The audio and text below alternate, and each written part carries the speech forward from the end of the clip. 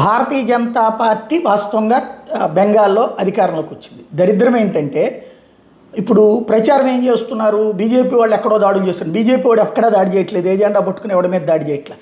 CPM వాళ్ళు 150 కార్యాలయాలు వాళ్ళ ఇంతకుముందు తృణమూలు లాక్కుంటే అవి తిరిగి తీసుకున్నారు. కాంగ్రెస్ వాళ్ళ 80 కార్యాలయాలు లాక్కుని వాళ్ళ జెండాలు కూడా పెట్టుకుంటే అవి పీకారు. దాన్ని అదిగో వాళ్ళ జెండాలు పీకేస్తున్నారు, ప్రచారం చేస్తున్నారు. అదే కమ్యూనిస్టులు, అదే కాంగ్రెస్. అది వింత. నెంబర్ 1.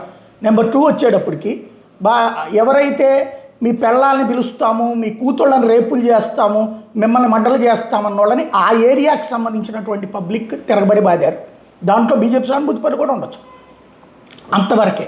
ప్రభుత్వంగా చేయదలుచుకుంటే ఏమైనా చేయగలుగుతుంది, కానీ ఏమీ జరగలేదు అక్కడ. అయినా సరే అతి ప్రచారం చేసుకొచ్చారు ఎన్నికల హింస. గుడ్, మంచిది, అది ఉండాలి కూడా ప్రజాస్వామ్యంలో.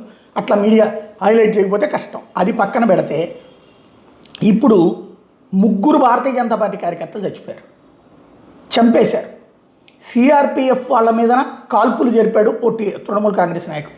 నిన్న ఆ బీజేపీ వాళ్ళని చంపింది కూడా అట్లాగే. ఏకంగా సువేందు అధికారి, కాబోయే ముఖ్యమంత్రి అన్నటువంటి సువేందు అధికారి పిఏనే కాల్చి చంపారు.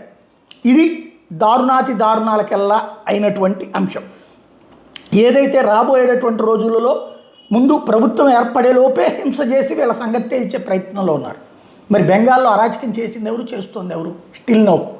ఇంకొక 2 ఏళ్ల దాకా బీజేపీ వాళ్ళు జాగ్రత్తగా ఉండాలి. ఇప్పుడు సరైనటువంటి ప్రభుత్వం ఉండి కంట్రోల్ చేయకపోతే పాకిస్తాన్ దన్నుతో, బంగ్లాదేశ్లో ఉన్నటువంటి అరాచక శక్తుల అండతో బెంగాల్లో స్థిరపడిపోయినటువంటి అరాచకవాదులు ఏమైనా చేస్తారు.